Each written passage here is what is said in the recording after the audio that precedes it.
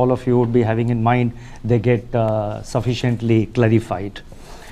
I would like to begin with a quote from the father of the nation, Mahatma Gandhi, and I quote, "It is when the horizon is the darkest and human reason is beaten down to the ground that faith shines brightest and comes to our rescue. As a nation, we must have faith in India's resilience and capacity to overcome all odds.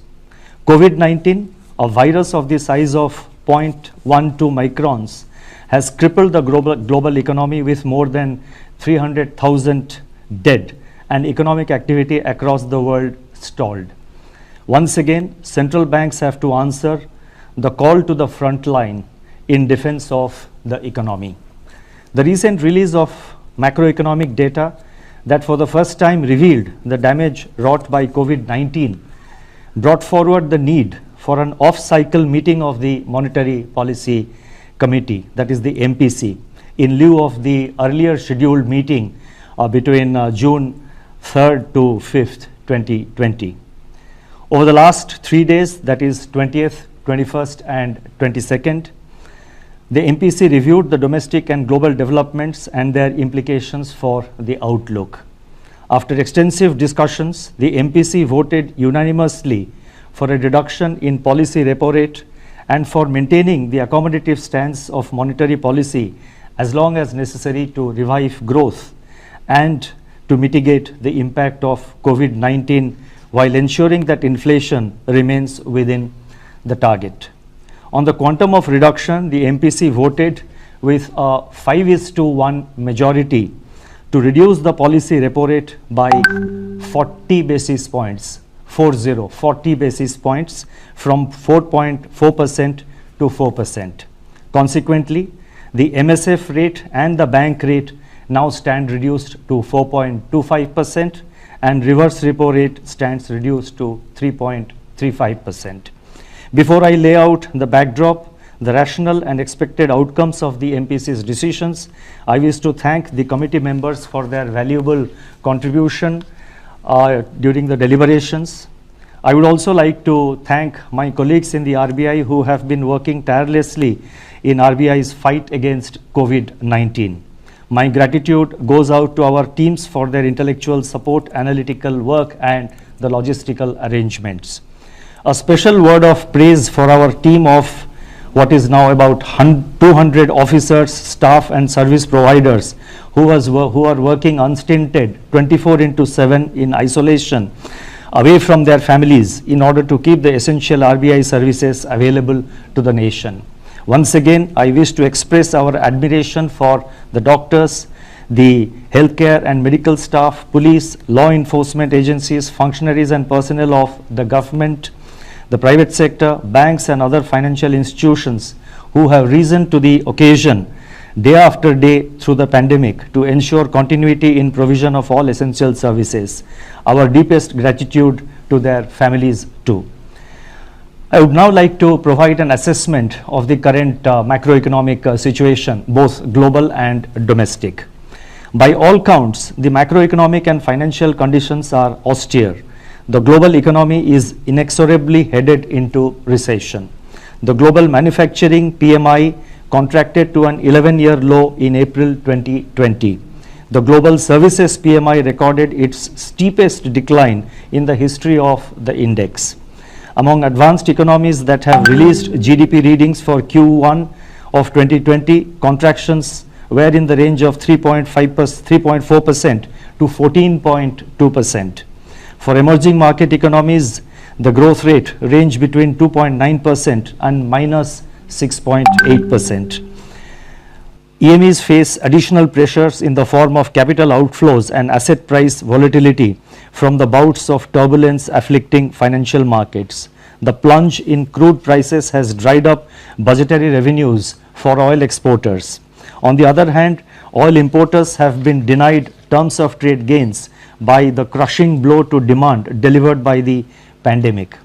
According to the UNCTAD, the value of global trade contracted by 3% in Q1.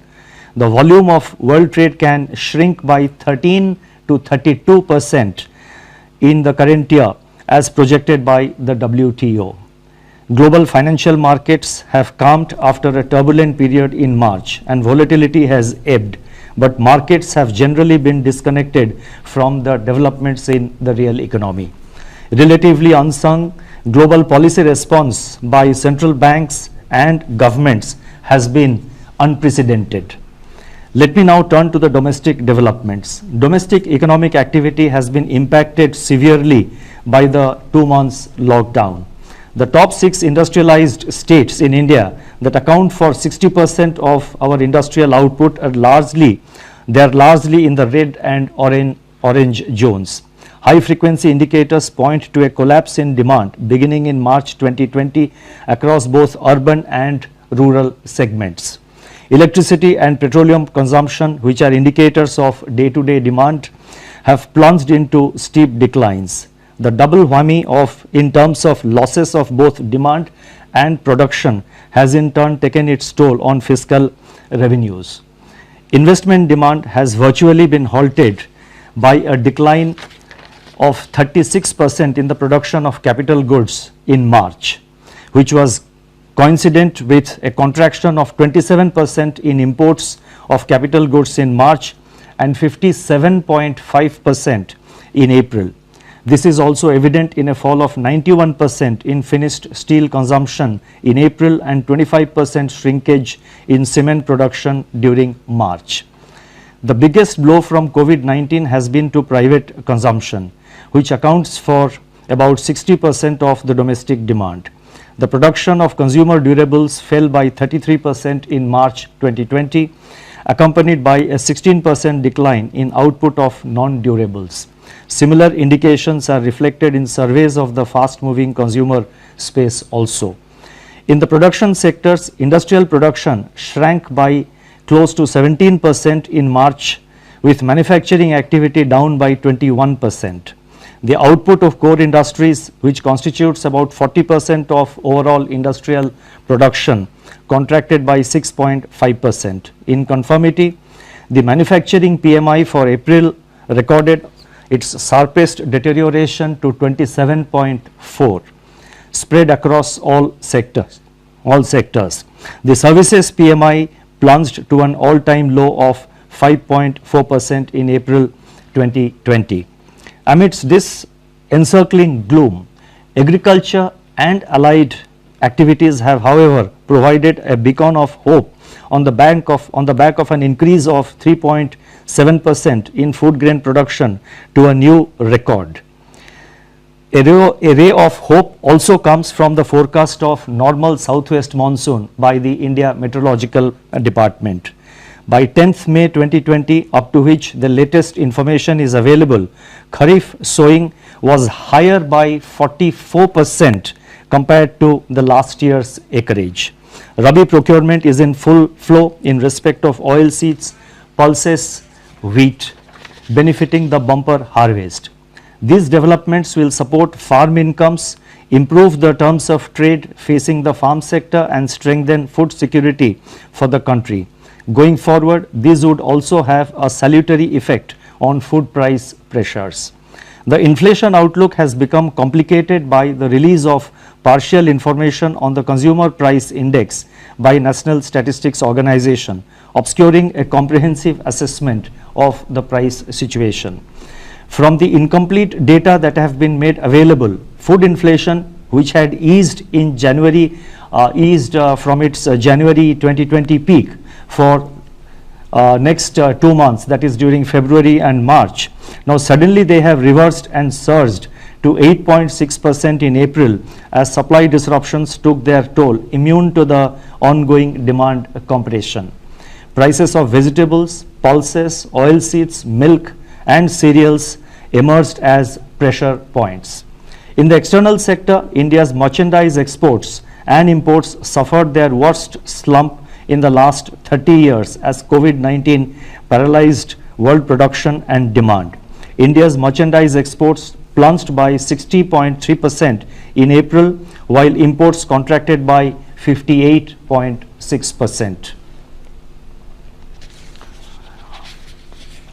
India's foreign exchange reserves have, however, increased by 9.2 billion during 2021, that is from 1st April onwards, and so far, that is up to 15th of May, our foreign exchange forex reserves, they stand at 487 billion US dollars, which is equivalent to 1 year's imports.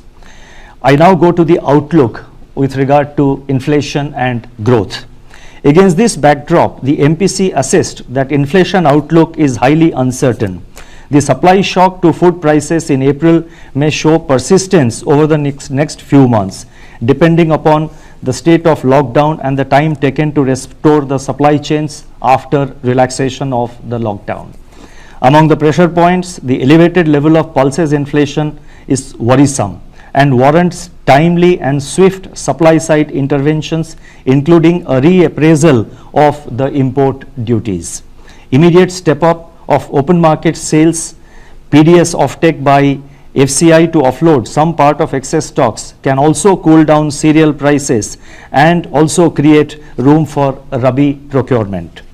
Given the current global demand supply balance, international crude oil prices, metals and industrial raw materials are likely to remain soft. This would ease input costs for domestic firms. Deficient demand may hold down pressure on core inflation, although persisting supply dislocations impart uncertainty to their near-term outlook. Much will depend on the shape of the recovery after COVID-19. Accordingly, the MPC is of the view that headline inflation may remain firm in the first half of 2020, but should ease in the second half, aided also by favorable base effects. By Q3 and Q4 of the current financial year, it is expected that the headline inflation will fall below the target of 4%. Thus, the MPC's forward guidance on inflation is directional rather than in terms of levels. Going forward, as and when more data are available, it should be possible to estimate the path of inflation with greater certainty. It is in the growth outlook that MPC judged the risks to be the gravest. The combined impact of demand compression and supply disruption will depress economic activity in the first half of the year. Assuming that economic activity gets restored in a phased manner, especially in the second half of this year, and taking into consideration favorable base effects, it is expected that the combination of fiscal, monetary and administrative measures being currently undertaken both by the government and the RBI would create conditions for a gradual revival in activity in the second half of 2021. Nonetheless, downside risks to this assessment are significant and contingent upon the containment of the pandemic and quick phasing out of social distancing and lockdowns. Given all these uncertainties, GDP growth in 2021 is estimated to remain in the negative territory, with some pickup in growth impulses in H2 2021 onwards. The end May 2020 release of NSO on national income should provide greater clarity, enabling more specific projections of GDP growth in terms of both magnitude and direction. Much will depend on how quickly the COVID curve flattens and begins to moderate.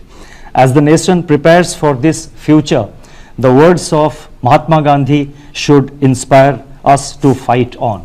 I quote, "We may stumble and fall, but shall rise again," unquote. The MPC is of the view that the macroeconomic impact of the pandemic is turning out to be more severe than initially anticipated. Beyond the destruction of economic and financial activity, livelihood and health are severely affected. Judging that the risks to growth are acute, while the risks to inflation are likely to be short-lived, the MPC believes that it is essential now to instill confidence and ease financial conditions further. This will facilitate flow of funds at affordable rates and rekindle investment impulses. It is in this context that the MPC voted to reduce the policy repo rate by 40 basis points from 4.4 to 4%. If the inflation trajectory evolves as expected, more space will open up to address the risks to growth. Now, I now turn to some regulatory and development policy announcements.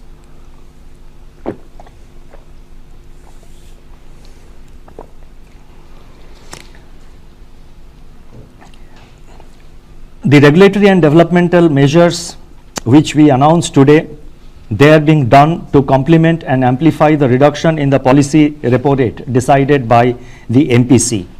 As I have said earlier, the RBI has been constantly monitoring the situation. We are extremely careful and very, at the level of vigilance is at its highest, is at its peak in RBI. Our entire team of officers are closely monitoring the developments in various segments of the economy, and you would have seen that over the past 2 or 3 months, as and when it was warranted, the RBI has not waited for a formal statement to be made by the governor, but we have been taking policy measures, and as and when the situation warrants, to the best of our ability, we are reacting to situations, we are trying to anticipate and also trying to be proactive, and that shall continue to be under the underlying theme of our approach. In my statement at the time of MPC meeting in February 2020, I had pointed out the increasing downside risks to global growth in the context of the outbreak of coronavirus, the full effects of which were still uncertain and unfolding at that time, that is in the first week of February. Since then, RBI has proactively managed liquidity conditions, expanding its array of measures, both conventional and unconventional. In the meantime, the monetary policy transmission to banks' lending rates has also continued to improve significantly. I have some details about the transmission of policy rates in the various segments of the financial markets. I have also data about the transmission of the policy rate to the new fresh loans being sanctioned by the banks. I am not reading them out. They are contained in my statement. Those who are interested may please have a look at the statement, which will be uploaded immediately after this statement on the television and in the YouTube is over. The decision of the MPC to reduce the policy repo rate and maintain the accommodative stance of monetary policy provides the opportunity for the RBI to announce certain additional measures against the backdrop of a deteriorating outlook for economic activity. These policy actions complement and strengthen each other in intent and reach. The measures being announced today can broadly be delineated under 4 categories. 1. Measures to improve the functioning of markets and market participants. 2. Measures to support exports and imports. 3. Efforts to further ease financial stress caused by COVID-19 disruptions by providing relief on debt servicing and improving access to working capital. And 4. Steps to ease financial constraints faced by the state governments. I first take up measures to improve the functioning of markets. The RBI had earlier announced a special refinance facility of 15,000 crore to SIDBI at RBI's policy repo rate for a period of 90 days for the lending and refinancing operations of the SIDBI. In order to provide greater flexibility to SIDBI, it has been decided to roll over the facility at the end of the 90th day for another 90 days. The next point relates to investments by the foreign portfolio investors, that is FPIs, under the voluntary retention route of the RBI. Since its introduction, the voluntary retention route scheme has evinced strong investor participation, with investments exceeding 90% of the limits allotted under the scheme. In view of the difficulties expressed by FPIs and their custodians on account of COVID-19 related disruptions in adhering to the condition that at least 75% of allotted limits be invested within 3 months, it has been decided that an additional 3 months' time will be allowed to FPIs to fulfill this requirement. The next set of measures relate to our effort to support exports and imports.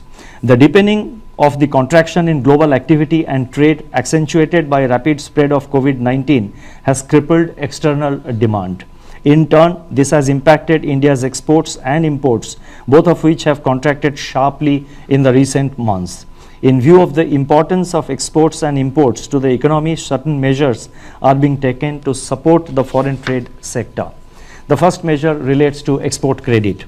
In order to alleviate genuine difficulties being faced by exporters in their production and realization cycles, it has been decided to increase the maximum permissible period of pre-shipment and post-shipment export credit sanctioned by the banks from the existing 1 year to 15 months for disbursements made up to July 31st, 2020.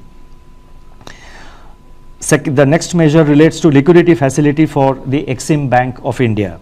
In order to enable the Exim Bank to meet its foreign currency resource requirements, it has been decided to extend a line of credit of rupees 15,000 crore to the Exim Bank for a period of 90 days with rollover of up to 1 year so as to enable it to avail a US dollar swap facility. Next measure relates to extension of time for payment for imports. With a view to providing greater flexibility to importers in managing their operating cycle in a COVID-19 environment, it has been decided to extend the time period for completion of outward remittances against normal imports, that is excluding import of gold, diamonds and precious stones and jewelry, into India from 6 months to 12 months from the date of shipment of such imports made on or before July 31st, 2020. The next set of measures relate to measures to ease the financial stress. The RBI had earlier on 2 separate occasions, on March 27th and on April 17th, when I made statements in the media. The RBI had announced, on both these occasions, certain regulatory measures pertaining to granting of 3 months moratorium on term loan installments. That is the first one we had announced. 2, deferment of interest for 3 months on working capital facilities. 3, easing of working capital financing requirements by reducing margins or reassessment of working capital cycle. 3, exemption from being classified as defaulter in supervisory reporting and reporting to credit information companies. 5, I think 1, 2, 3, 4, 5, I'm just listing out. It's possible that it missed to, that exemption probably was number 5, exemption from being classified as defaulter. I think that was 4. The 5th point is extension of resolution timelines for stressed assets.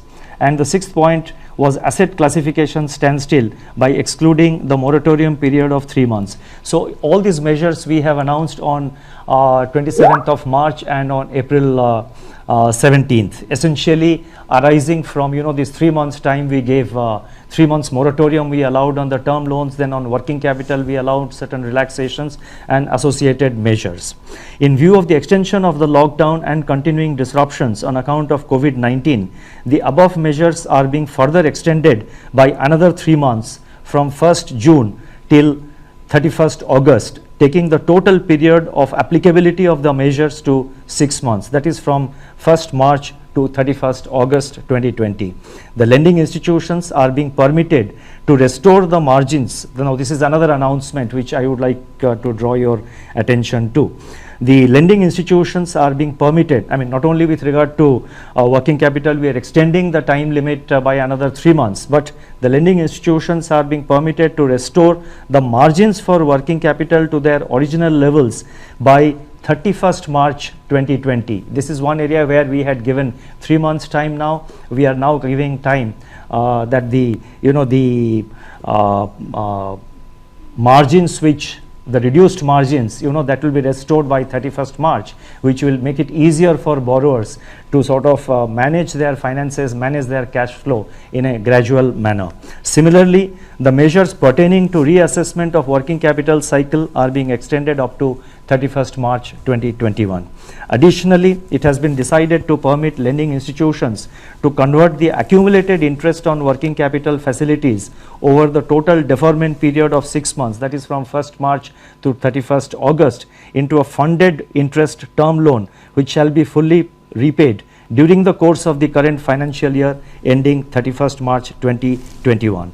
Now this is one area where we had received lot of representations, not only from banks but also from the real sector borrowers. They were saying that the earlier deferment of interest which RBI had permitted, that meant that the entire interest component, the entire accumulated interest during the 3 months moratorium had to be sort of paid back to the bank in one shot. Obviously, it was posing problems in cash flow management for the various borrowers, for the various borrowing entities. So, taking this into account, we have now decided that it will be converted into the deferment of the working capital during this 6 months period. They will be converted into a funded interest term loan which will be fully repaid during the course of the current year, that is during the next few months, and the payment shall be completed by 31st March. This will provide considerable amount of ease, and this will facilitate easier cash flow management by the borrowing entities.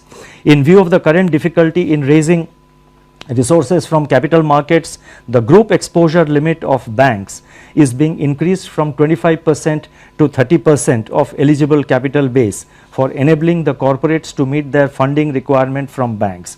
The increased limit will be applicable up to June 30th, 2021. The last set of measures, they relate to easing the financial constraints faced by the state government, and there is one announcement. In order to ease the bond redemption pressure on the states, it has been decided to relax the rules governing the withdrawal from the Consolidated Sinking Fund, that is CSF, while at the same time ensuring that depletion of fund balance is done prudently. Together with the normally permissible withdrawal, this measure will enable the states to meet about 45% of the redemptions of their market borrowings which are due in the current year 2021. Detailed guidelines for all the above announcements will be issued separately. I now come to my concluding remarks.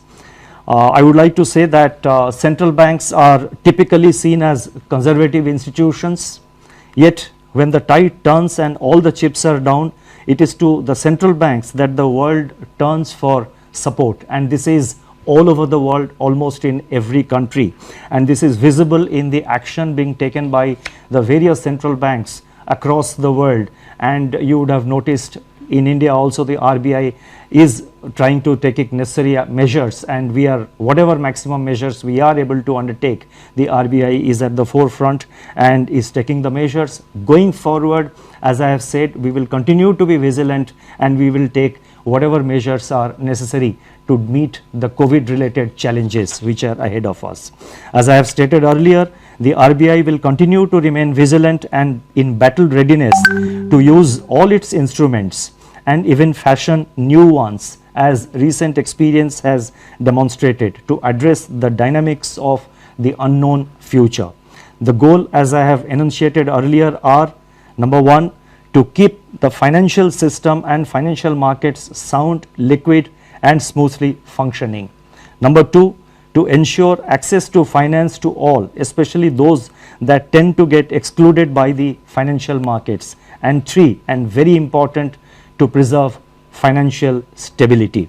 It shall be our endeavor that RBI's actions and stance contribute to laying the foundations for a better tomorrow in India. Today's trials may be traumatic, but together we shall triumph. I would like to conclude on this optimistic